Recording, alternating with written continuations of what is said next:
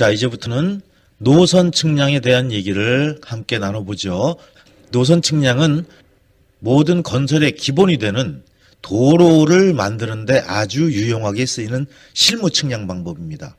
그리고 앞에서 배웠던 각종 측량 기법들을 모두 모아서 실제로 선형 구조물들을 측량하는 기법입니다. 그래서 지금까지 배웠던 모든 측량 기법들이 이제 응용이 돼서 사용되는 응용 측량의 시작이라고 볼 수 있겠습니다. 자, 그럼 노선 측량에 대한 얘기를 해보죠. 자, 먼저 노선 측량. 하나의 새로운 주제가 시작되면 거기에 대한 정의와 용어부터 철두철미하게 꿰차고 들어가야만 그 주제가 굉장히 쉬워진다고 얘기를 했었어요. 자, 먼저 정의부터 한번 살펴보죠. 노선 측량의 정의는 도로, 철도, 교량, 터널, 광산, 케이블 측량, 요것들의 공통점이 뭐예요? 그렇죠. 모두 선을 이루고 뻗어나간다는 겁니다. 즉 선형 구조물, 이러한 여러 가지 선형 구조물을 측량하는 것을 노선 측량이라고 얘기를 합니다. 자, 이 노선 측량에서는 그래서 수공물은 뭐예요? 물과 관련되게 건설이 진행이 되는 거죠. 그래서 하천, 사방공사, 상하수도, 댐, 항만, 관계배수 이런 것 같은 수공물 또는 폭이 좁고 길이가 긴 시설물들이 있어요. 그럼 시설물의 변형 측량이라든지 또 문화재 측량, 비행장, 간석지, 골프장, 건축 측량 요것 같이 폭이 좁고 길이가 긴 지역에 대한 위치를 결정하는 것입니다. 선형 구조물의 설계는 지금 얘기한 이런 모든 설계가 다 포함이 되지요. 그렇지만 가장 일반적인 것이 도로예요. 그래서 우리는 이 노선 측량을 도로에 국한돼서 설명할 겁니다. 노선 측량을 하는 방법에는 삼각 측량이나 다각 측량에 의해서 먼저 골조를 정하고, 즉 골조 측량을 한다는 얘기예요. 이거를 기본으로 해서 지형도를 제작하고 그 다음에 지형도를 이용해서 종단면도와 횡단면도를 만들어내고 토공량, 즉 까내는 부분과 갖다 묻는 부분, 이것에 대한 흙의 볼륨, 즉 부피를 얘기하는 거죠. 또 교량의 경관, 교각과 교각 사이의 길이, 그 다음에 터널의 길이, 이런 것들을 정하는 작업들도 모두 포함이 됩니다. 도로 공사를 하다 보면 부득이하게 곡선으로 나가야 되는 경우도 있어요. 직선만 쭉 갈 수가 없어요. 왜? 산이 막혀 있다든지 아니면 강이 있다든지 그래서 곡선을 넣어야 되는 그런 부분이 있죠.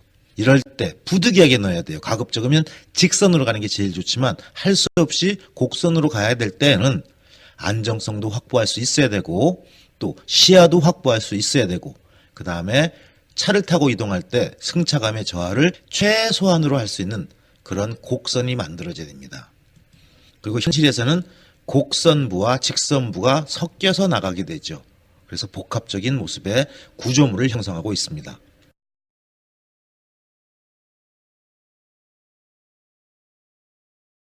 자, 노선 측량의 순서에 대해서 한번 얘기를 해볼까요? 노선 측량의 순서. 모든 측량에는 제일 먼저 계획부터 들어간다 그랬습니다. 계획. 예, 그래서 측량의 목적, 그다음에 측량 지역, 그다음에 작업량, 기간, 경비, 소요 정확도 이런 거를 모두 파악하는 그런 작업을 계획 단계에서 시작하지요. 그리고 노선이 설치될 지역의 일반적인 지형 조사 요거를 하고요. 그다음에 노선 배치를 하는 지형 측량 부분이 들어갑니다. 그리고 나서 이제 노선을 결정하게 되겠죠. 그래서 먼저 지도상에서 노선을 먼저 잡아내요. 그래서 국토지리정보원에서 발행한 1대 5만의 지형도 또는 필요에 따라서는 1대 2만 5천을 쓰는 경우도 있어요. 이 지형도를 이용해서 노선을 선정합니다. 그리고 가능한 모든 노선을 검토하고 여러 노선을 선정하죠. 그 다음에 종단면도를 작성합니다. 그리고 나서 이제 현지를 답사하죠. 그 현지 답사한 이후에 수정할 게 있으면 수정을 하고 또 비교 노선이 있으면 비교를 하고 그 다음에 검토를 한 다음에 개략적인 노선을 결정하게 되고요. 그 다음에 계획 조사 측량을 합니다. 그래서 먼저 지형도를 작성해요. 계획선의 중심에서부터 폭 300에서 500m에 대해서 1대 5,000 또는 1대 2,500의 축척으로 항공사진을 가지고 지도를, 즉 지형도를 제작하죠. 그러면 이제 작성된 지형도를 이용해서 각각 종단면도와 횡단면도를 작성하게 됩니다. 그리고 나서 이러한 결과를 가지고 현지답사 데이터에 따라서 수정을 하고 그리고 계략적인 노선을 결정하고 그럼으로써 계략 공사비를 산정하고 요걸 비교 검토해서 계획 중심선을 확정합니다. 계획조사 측량이 끝나고 나면 이제 실시 설계 측량을 하죠. 자, 계획선의 중심에서부터 폭 약 100m 정도 되는 공간을 포함하도록 해서 항공사진을 이용해서 1대 1000 축척으로 지형도를 제작합니다.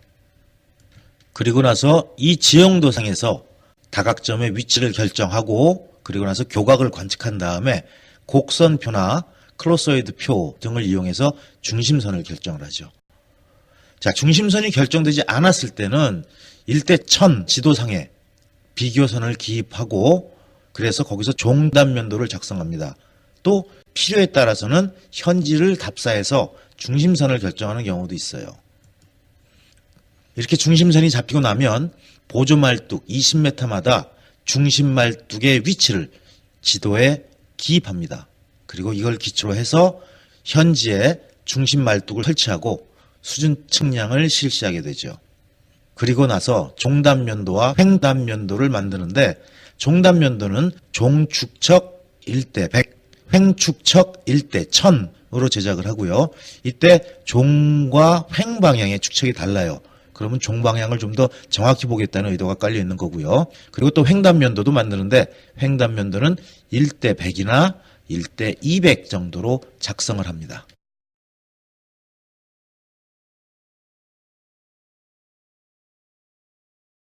실시 설계 측량이 끝나면 이제 세부 측량을 합니다.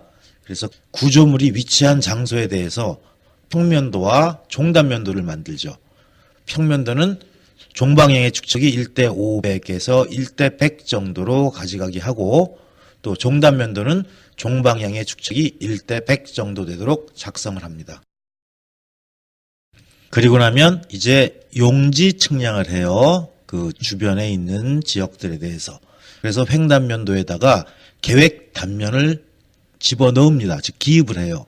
그리고 용지 폭을 결정하고 1대 500 또는 1대 600의 용지도를 제작합니다. 이때 용지폭 말뚝은 중심선의 직각인 방향으로 설치하죠. 공사 측량은 중심 말뚝을 검측하고 기설 벤치마크, 즉 수준 기표와 중심 말뚝의 높이에 대한 검측을 합니다. 중요 보조 말뚝의 외측에 인조점을 설치하고요. 토공의 기준 틀, 콘크리트 구조물의 위치 측량, 이와 같은 측량을 실시하면 노선 측량이 마무리됩니다.